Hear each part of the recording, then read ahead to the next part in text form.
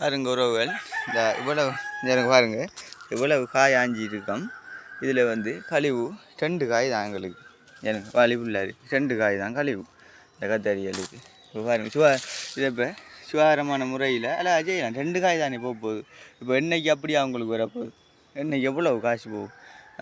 ஒரு மருந்து அடிக்கிறதுக்கு காசு எவ்வளவு போகும்? இந்த கத்தரியில் எப்படி வளர்த்திக்கணும் பாருங்க. இந்த மணலில் பாருங்க கத்தரிக்காய் எப்படி சைசன்.